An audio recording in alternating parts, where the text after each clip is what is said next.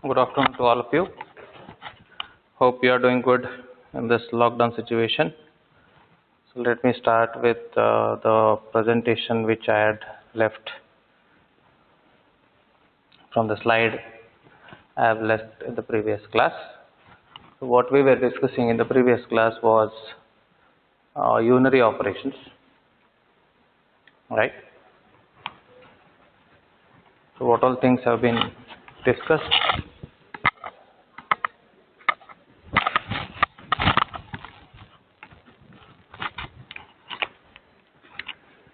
So if you add 1 to all the elements, you get the resultant matrix. You subtract 3 from each element using shorthand operators that we have, we get the resultant matrix. Similarly, we can multiply each element with a particular value that we can obtain with this.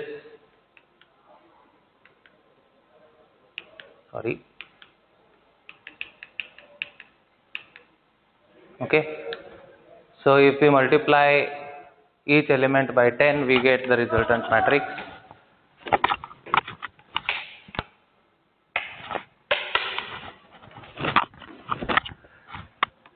Then we can square each element and get the resultant matrix. Similarly, we can double each element of original array and get the value. So this is transpose I was discussing in the previous class. This is the code related to it. So the operations that we were performing is that a plus 1, we are adding 1 to all the elements that are available in the array. We have subtracted 3 from each element that is available in the matrix. We have multiplied 10 with each element available in the matrix. Then these were like temporary operations, means we are not updating the matrix. Matrix is the same, it is not getting changed. Then when we write shorthand operator a star equal to 2, each and every element is multiplied by 2. That means it gets doubled and the new value will get stored at the respective positions. So the contents of the array will change. Okay. Then this was about doubling the contents of each and every element. Then we have a matrix which is generated, which is 3 cross 3 matrix using np.array function. Then that is stored in A and we are displaying the original matrix. Just to get the transpose, transpose means rows are getting converted to column and columns are getting converted to rows. That is called as a transpose, and probably you might have written transpose function in C, C++.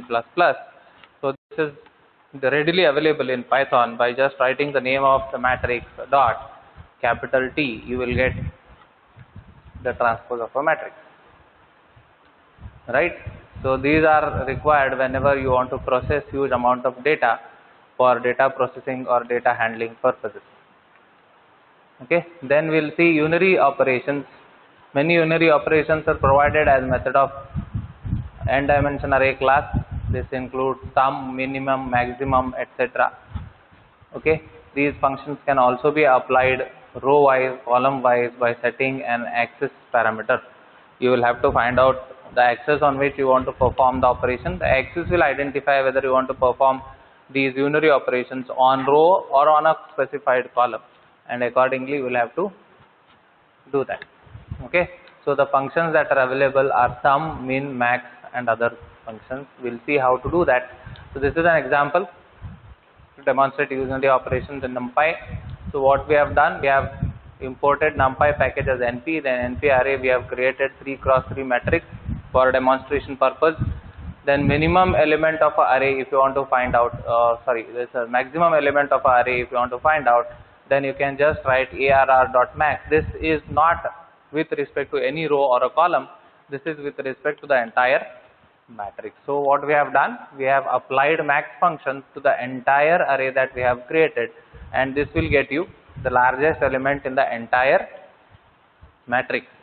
So what is expected from this, which is the largest element? Largest element is 9. You can see the largest element that is displayed is 9. So this is with respect to the entire matrix, not with respect to a row or a column. This is for the whole matrix.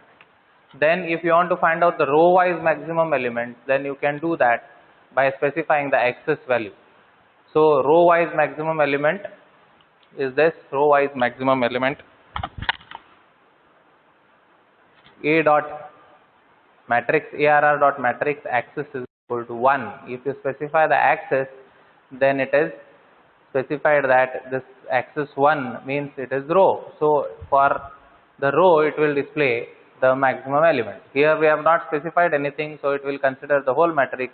Here since we have specified the axis value as 1, it will consider the row. So let us look at the respective output. The respective output is 6, 7 and 9. It has created another matrix, single dimension matrix kind of a thing, or you can assume it as a list kind of a thing, where the maximum element obtained from each row is getting displayed. You can easily find out in the first row we have got the maximum element 6, in the second row we have got the maximum element 7, in the third row we have got the maximum element as 9, and that is resulting from this particular statement's execution. Then similarly, if you want to use minimum function, minimum operator, then you will have to use ARR.min. Then if you want to find out the minimum among the column, you are considering the columns of matrix now, not the whole matrix. If you want to consider the whole matrix, then you would have not written anything here. Since you are writing axis is equal to 0, you are referring to the column. So it will consider all the 3 columns and find out the minimum value in each column, and it will generate output list. So you can see the minimum value in the first column is 1, second column is 1, third column is 2. So you can see that in the first column the minimum value is 1, in the second column minimum value is 1, and the third column is minimum value is 2. So axis 0 represents that we are searching for a column minimum value. So that is to be understood. Okay. So the output generated is 1, 1, 2. Hope this is clear to you. You can practice these things and confirm yourself whether you are getting correct answers. Then sum of array of elements. If you want to add up all the values that are available in a particular matrix and find out the sum of all the elements in a particular matrix, that you can do by writing ARR.sum. That is done here. Sum of all the array elements is 38. So if you look at this matrix, it will add these 3, then it will add these 3, then this will add these 3, then all the 3 sums will be added. So to get the value 38, so if you add up all the values, you will get the value 38. So sum function will get you the total sum of all the elements. Then again you can just try the sum function with axis values. If axis is equal to 1, what is the sum you get? If axis is equal to 0, what sum you get? So you can easily identify whether it is doing row sum or column sum. All that can be found out. So if you want to find out cumulative sum along each axis, this is not a simple sum, it is cumulative sum. What is cumulative sum? Cumulative sum is, if suppose this is axis 1. Axis 1 is row or column? What is it? It's a row, right? Axis 1 is a row. So along the row, if suppose you have got values as 1, 5 and 6, let us consider this. Okay, along the row you have got the values as 1, 5 and 6. The cumulative sum for the first element is 1. For the cumulative sum for the second element is 6. For the cumulative sum for the third one is 6 plus 6. That is previous value, previous sum plus the new value, that is 12. So what you have got as the third element is 12. So this is how it is done. So cumulative sum for each row is getting displayed. So that is what we have got, 1, 6 and 12 for the first row. Similarly for the second row it is 4. 4 plus 7 is 11. Am I right? 11. And 11 plus 2 is 13. So for second row it will be 4, 11 and 13. Okay. Let us check it. It is 4, 11 and 13. Similarly for the third row it is 3, 4. 4 plus 9 is how much? 4 plus 9 is 13. So you have got 3, 4 and 13. So this is cumulative sum operation.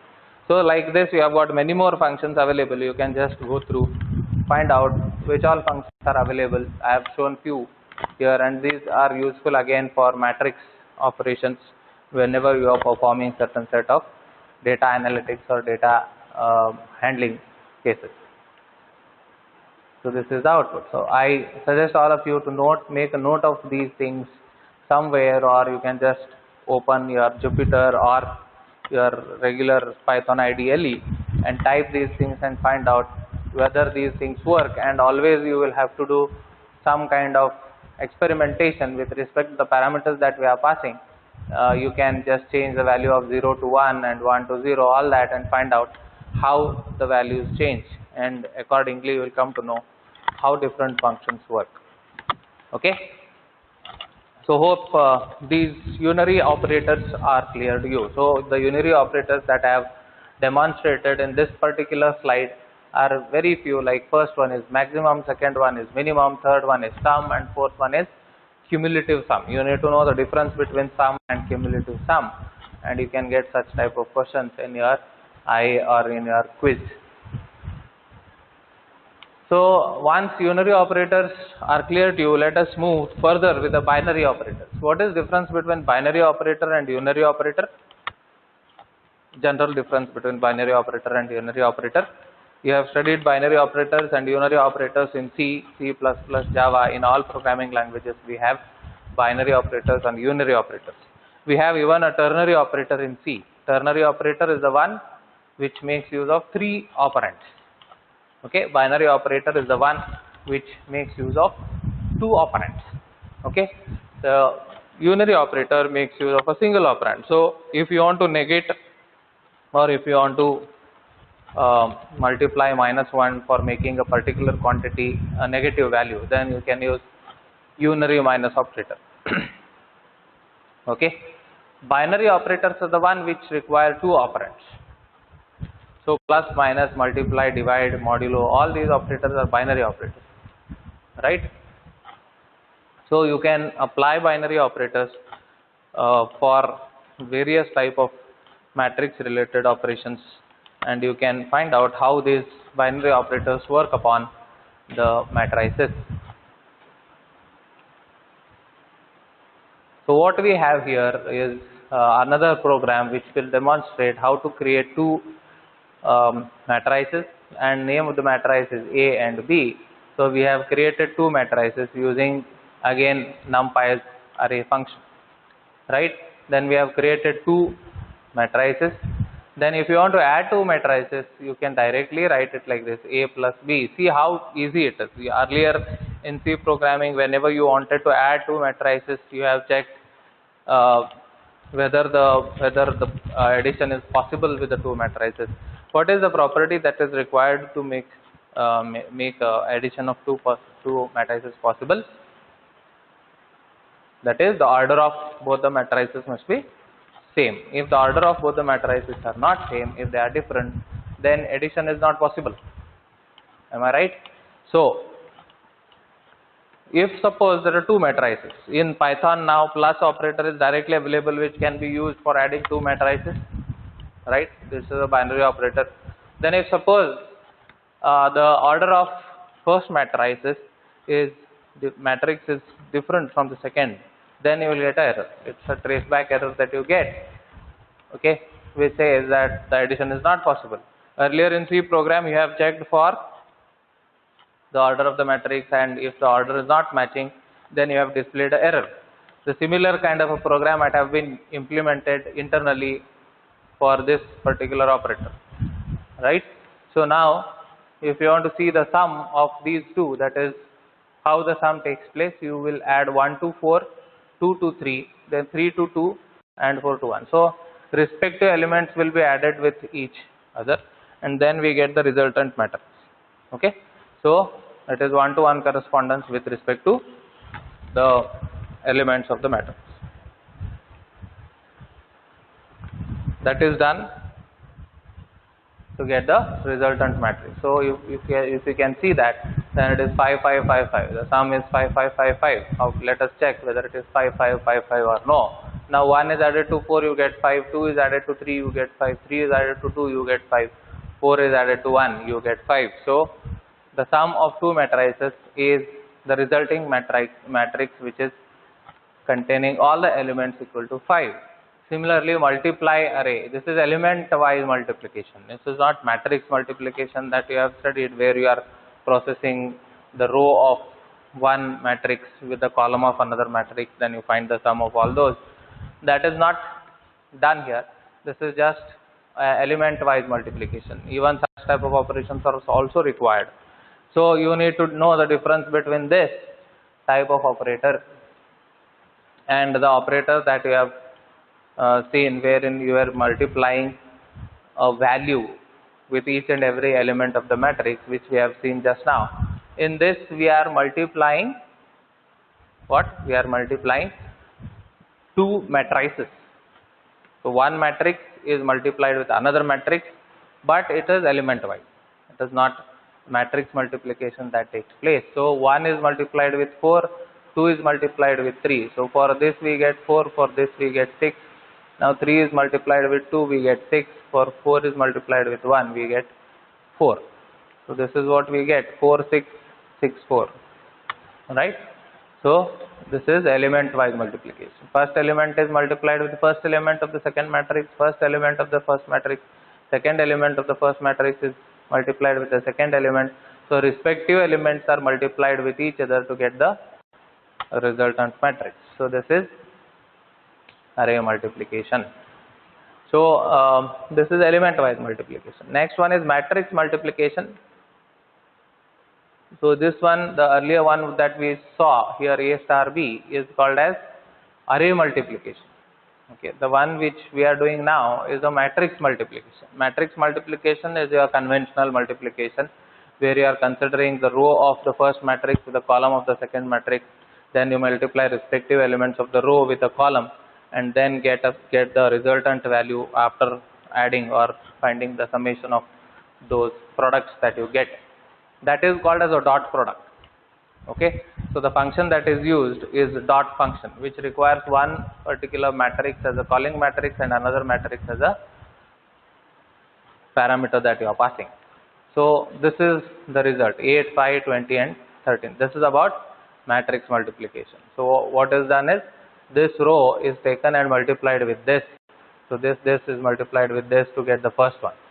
Okay, then this is multiplied with these two to get the second element, like that. Similarly the remaining two, that you can always find out how the things work. So I again suggest all of you to note down these things and find out whether you are able to understand or whether you are able to get the outputs that are shown on the next slide for all the operations of binary operators that we have done in this particular slide. So in this slide what we have seen addition of two matrices, then multiplication of two arrays, that is element wise multiplication, then we have seen the dot product. Okay, this is the output. Then next is U functions, which are also called as universal functions. So universal functions are the one which you have studied in mathematics, like sine, cosine, exponent, so on and so forth. So NumPy provides mathematical functions such as sine, cos and exponent. These functions also operate element wise on the array, producing an array as an output array also. So all the functions that we have means all the operators that we have used till now can also be implemented using the functions available as universal functions. Like you have got add for plus operators, minus for subtract operator, multiply for star or multiplication operator, and divide for division operator, sum for plus operator. So the respective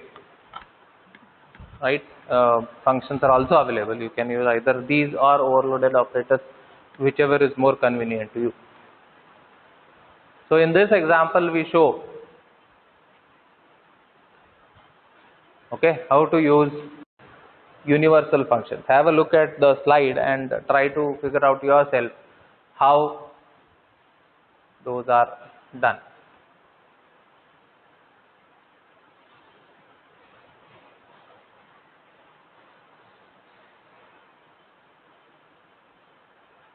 So this one is very interesting. You can see A is equal to NP array, where NumPy gets you pi value and pi by 2 by pi. So if you pass these two, 0, pi by 2 by comma pi means if you pass these values, then you will get the sign values generated. Okay, so this is, once this is done, the array is generated, then you pass that array to sign function to get the sign values of array elements. So what we have created is, we have created the array, and then that array is passed as a parameter to the function to get the sign values for those respective values. This is what we get. Sign values of array elements is this. These are the values. So this is for 0, this is pi by 2, and this is for pi. Sign of 0, sign of pi, sign of pi by 2. Okay.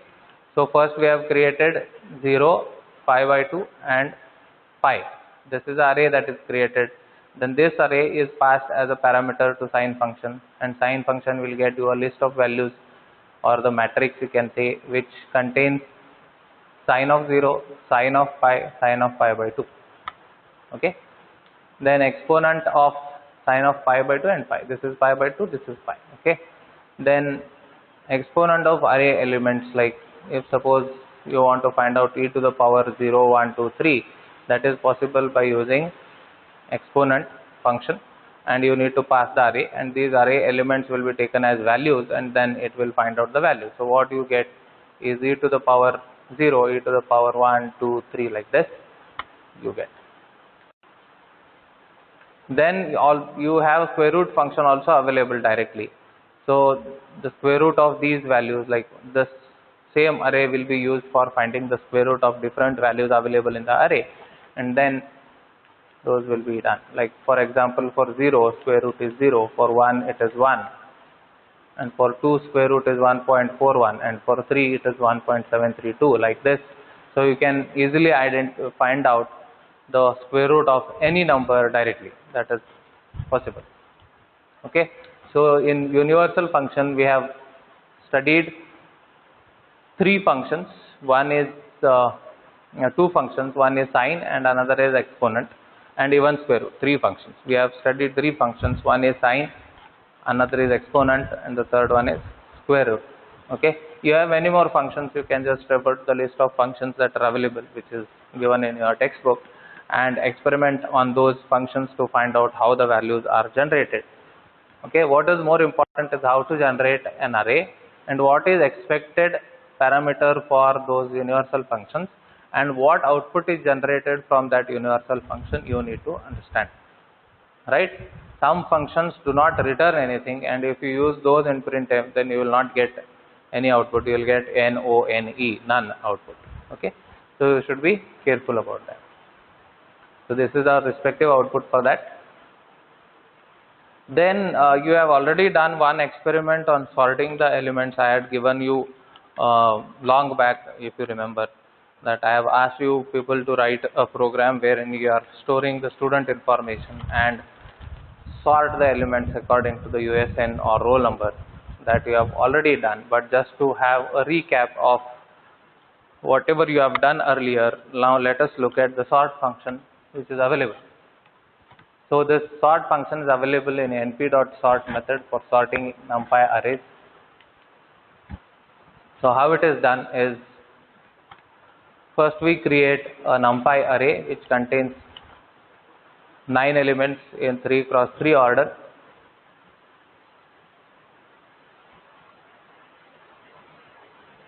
Then if suppose you want to display the array elements in the sorted order, then if you specify the axis as none, okay, let us just explore how it gives the sorted array. So we have 1, 4, 2, 3, 4, 6, 0, minus 1, 5, right?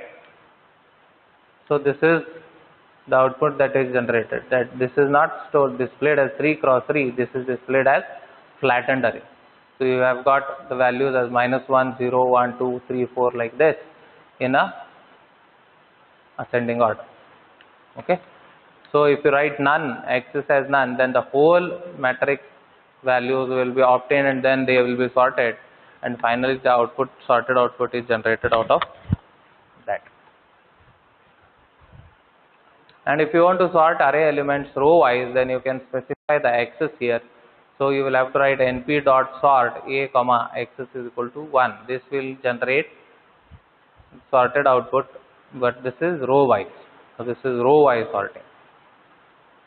Okay. Along with this sorting access, you can also specify the sort method or the function that is to be used for sorting, depending on your requirement. You can specify quick sort, you can specify the sorting methods that are available, like merge sort in the next example that is shown. So column wise sort by applying the merge sort is possible, that is by writing which matrix is to be sorted, what is the access to be considered. Access 0 is column, you know that. Kind will get you the algorithm which kind of sorting is to be done, a merge sort. So this is the output of column wise merge sort. So you can see from the column 1 this is sorted. So what is the column 1? 1 3 0. So after sorting it is 0 1 3. There was 1 3 0. Now it is 0 1 3. Similarly we have 4 4 minus 1. So minus 1 4 4 you will get, and then for 2 6 5 you should get 2 5 6. So are we getting that? Yeah. After merge sort is applied or for sorting for access 0, that is column, we get this output. So make a note of these things and try implementing and executing these statements for little larger set of values, then you will appreciate the way the sorting takes place.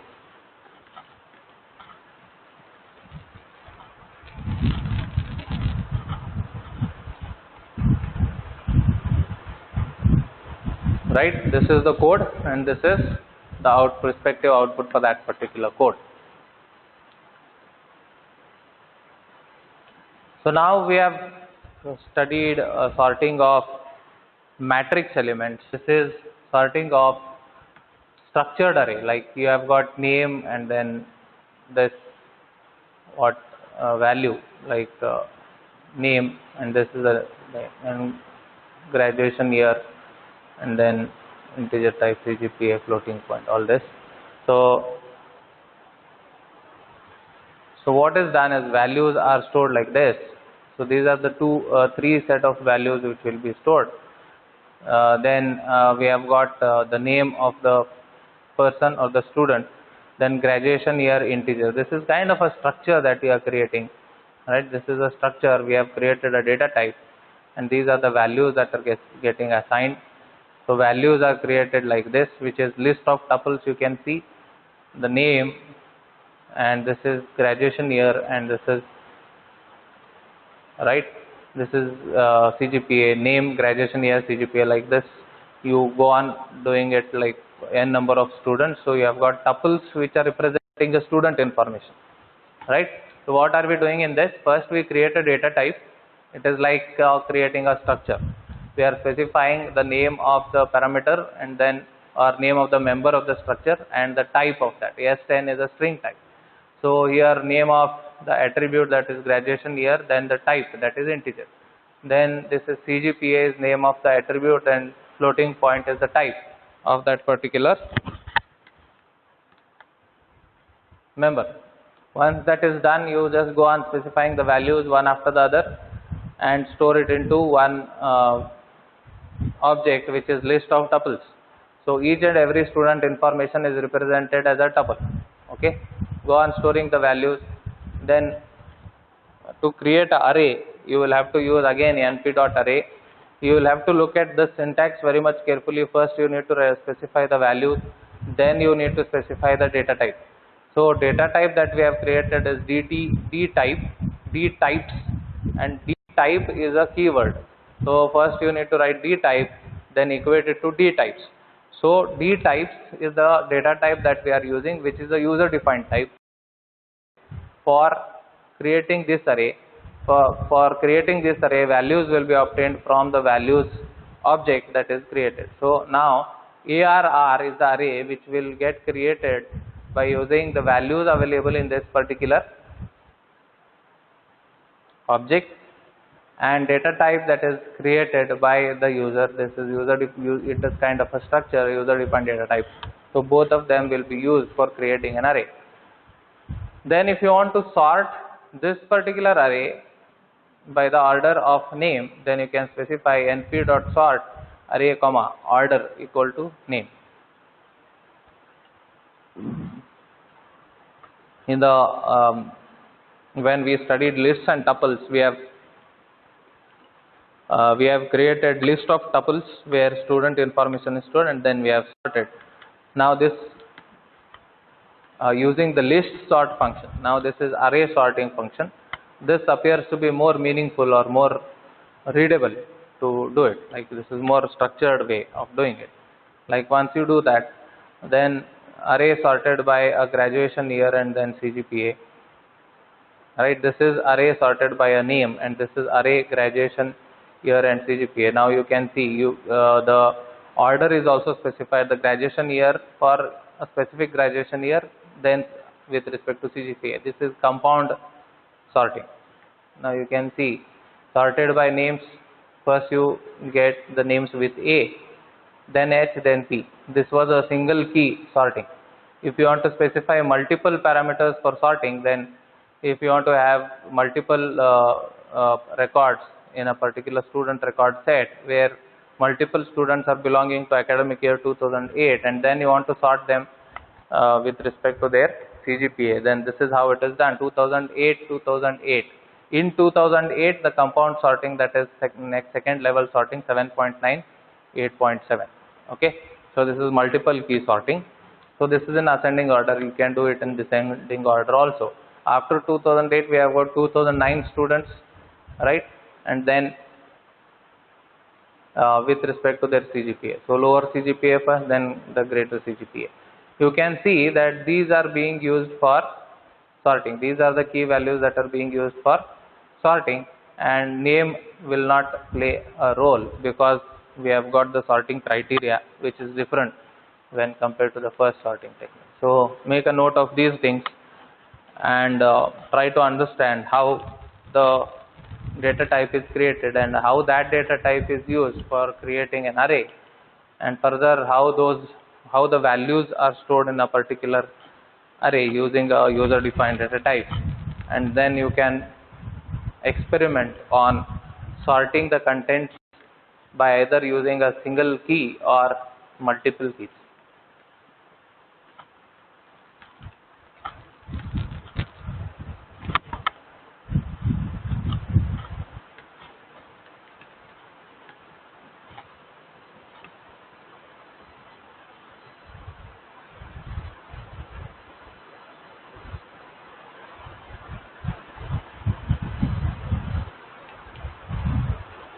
So this is about NumPy functions that were to be discussed for your syllabus.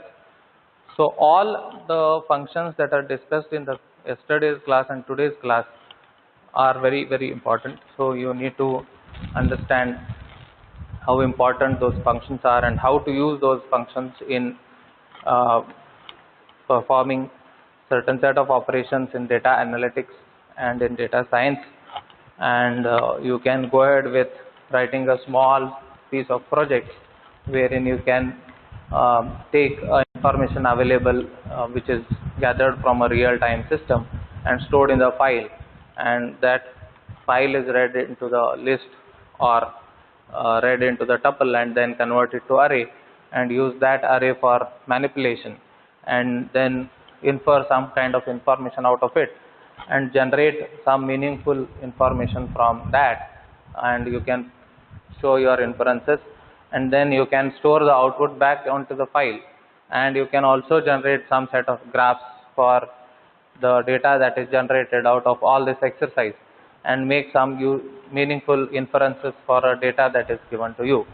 So all these days, like weather forecasting, even the situation that has arrived right now, that is COVID-19 situations, wherein you can go on predicting the values or predicting the number of patients, number of quarantines, number of people discharged, probably getting discharged in the days to come, all that with machine learning and data science applications. For all that, basics that are required are the Python programming language basics that you have studied today and yesterday, and these things will help you a lot. So always remember that unless and until you are clear with these basics, it is not possible to write programs which will help you for designing small applications using machine learning and other technologies. Okay, so the next topic, a brief introduction. I am not going in detail for SciPy because it is very less amount of portion is available for you. I will show you some 2 to 3 slides to give some glimpses of SciPy and how that is useful in writing more complicated mathematical applications. Basically, NumPy is related to, say, matrix related operations, and using NumPy's matrix you can further extend to SciPy to give a competition, you can say, for MATLAB applications. So all the applications that are implemented using MATLAB and related similar type of applications, you can also do it using NumPy and SciPy. So SciPy is basically used for scientific applications, wherein more complicated mathematical operations like integration, differentiation, exponent operations, all those are to be carried out, can be carried out using SciPy. So let me just go through the salient features of SciPy. SciPy is a Python library that is useful in solving many mathematical equations and algorithms.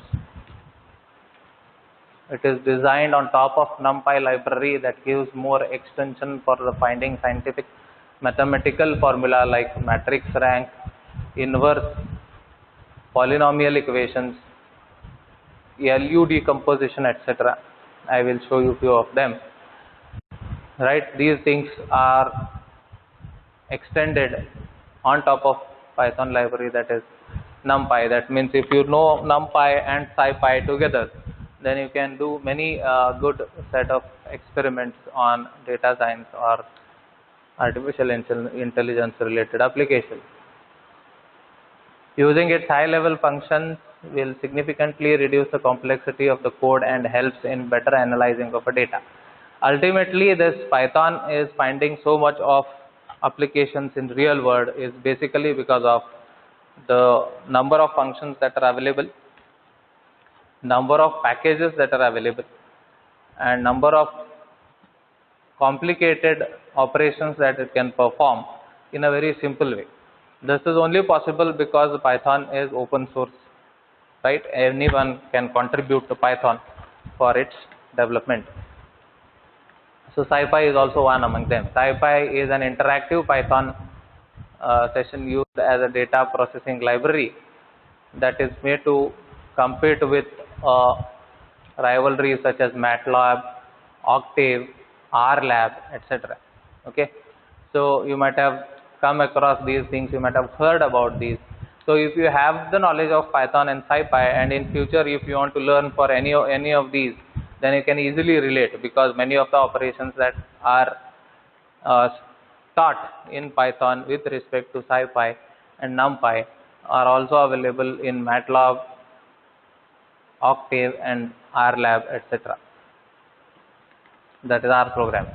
It has many user-friendly, efficient and easy to use functions that helps to solve problems like numerical integration, interpolation, optimization, linear algebra and statistics. It has huge number of functions that are available to perform various operations related to the set of numerical problems like numerical integration, interpolation, optimization, linear algebra and statistics. Nowadays, one problem that is happening with people who are using Python and SciPy and NumPy, all this, is that every function is available directly, like a linear algebraic applications of the functions that are available directly, interpolation functions are available, even integration, differentiation, all these functions are available directly to you. You just use that particular function fire with a particular set of parameters and get the output and show the output in the form of, in a presentable form like the waveform or anything, waveform, bar chart or something like that.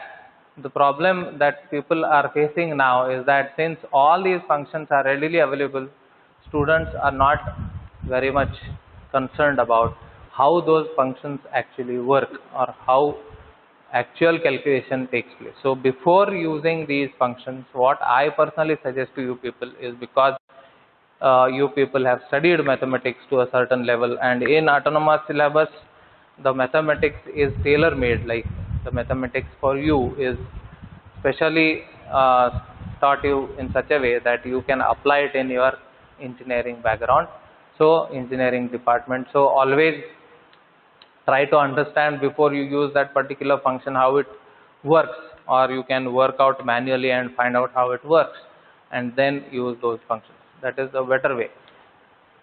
A benefit of using SciPy library in Python while making machine learning model is that it also makes a strong programming language available for use in developing less complex programs and applications.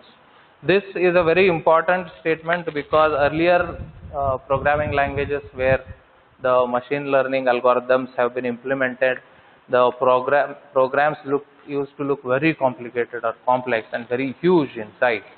Now by the invention of Python and by the invention of number of functions available in Python, it has become very simple to write or implement machine learning applications in the days today. So just to give one example how it is done, if you want to find out the determinant, this is the first simple example of finding a determinant of a particular matrix. Then what you need to do, again import NumPy as NP. You might be getting confused why I am using again NumPy, why not SciPy. Is because I will have to create an array of values, that is two-dimensional matrix, using array function available in NumPy. So I need to import NumPy. Then we have got linear algebra function, that is linalg function from SciPy available. For that we need to write from SciPy import linalg. Okay, I am importing only linalg from SciPy package. Then compute the determinant of the matrix by using linalg dot det of A. See how simple it is. Otherwise the calculations that will take around 1 page or 1.5 page for finding out the determinant of the matrix, right?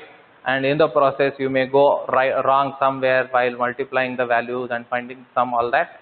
But here by importing the linalg function that is available in SciPy, you can use linalg dot determinant of A. You will get the output which is 3.0, or sometimes even you may get 2.999997, like that. So it is rounded to the nearest value. So output is 3.0. This is about finding determinant of a particular matrix. So there is something called as pivoted LU decomposition of a matrix. This you will understand when you start working with Python matrices in the data science and even in image processing kind of applications, right? So this is how it is done. LU decomposition is a method that reduces a matrix into constituent parts that helps in easier calculation of a complex matrix operations. The decomposition methods are also called matrix factorization methods. Like if you have got a huge matrix and you want to decompose it, that is done by using this process. Factorization methods, these are actually based on linear algebra in computers, even for basic operations such as solving systems or linear equations, calculating the inverse and calculating determinant of a matrix. We use the decomposition as A is equal to PLU, where P is a permutation matrix, L is lower triangular with unit diagonal, and U is upper triangular elements. Okay, so this is just a simple example to find out PLU.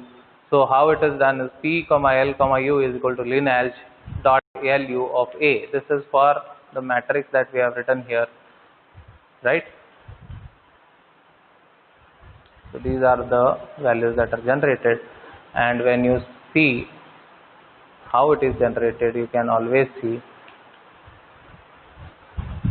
this is matrix P, this is matrix L, this is matrix U, and this is the product of L and U. So this is what you get. So this is how it is done.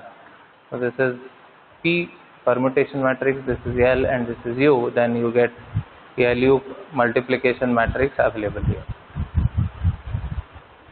So eigenvalues and eigenvectors, you might have heard that these are again available for these things are required for many mathematical applications, even in computational applications related to data science and prediction, all that. So eigenvalues and eigenvectors can also be directly calculated by using Linalch.eig, okay, of a matrix A. Then you get this, right? So this is eigenvalue, and this has gone behind this particular thing, that is eigenvectors. So eigenvalues are these for the matrix A, and these are the eigenvectors that are generated. So this is how it is done.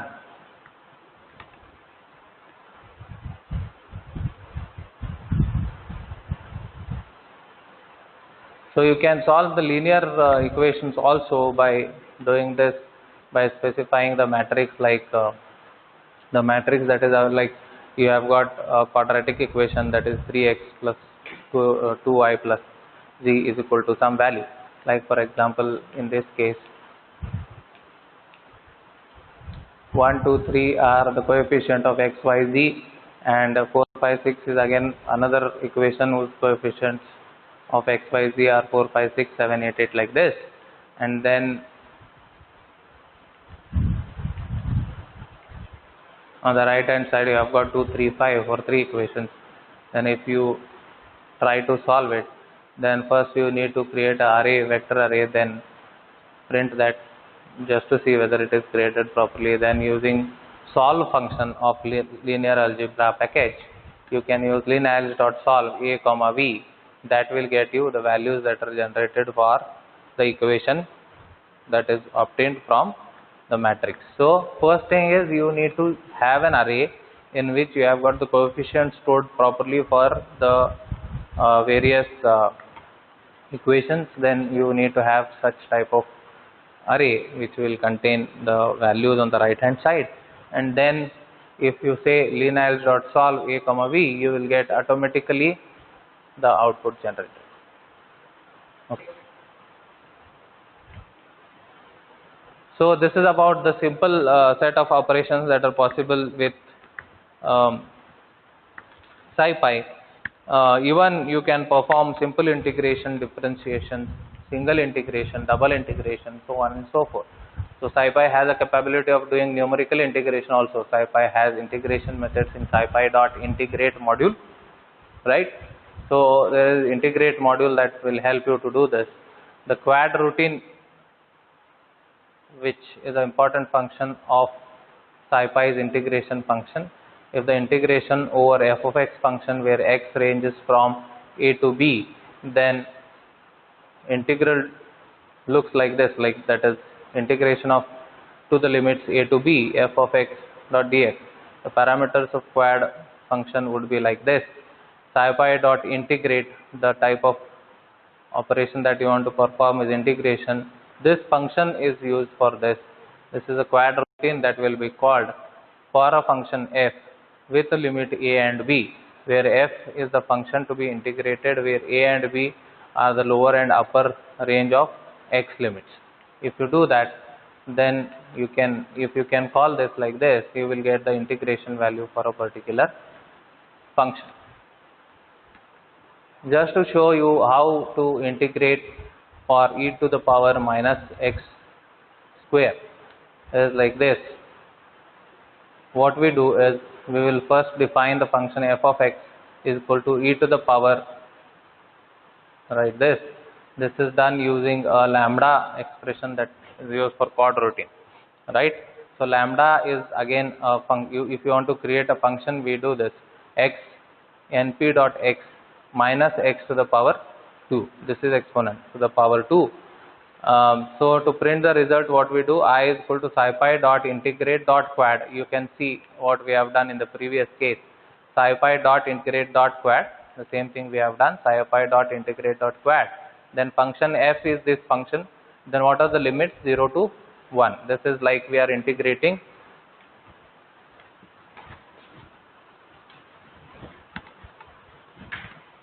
0 to 1 e to the power minus x square. This is obtained from this scipy dot integrate dot quad function. Once that is done, the results will be obtained here, and these the results are displayed here. This is the result that is obtained. Okay, this is for single integration. You can try it for double integration also. So scipy is helpful for more complicated mathematical operations, which will help you to solve a more complicated real world applications and help you to build a data analytics method in a better way. So in these two classes, like today's class and in yesterday's class, we have seen scipy and numpy in detail, whatever is there for your syllabus. Hope the lectures that are given to you are helpful to you. Please follow these videos and try to explore on the functions that are taught here and try to find out solutions for real world applications. Try to design small applications wherein you can solve the real world problems. Okay, so hope these lectures are helpful to you. All the best for your exams.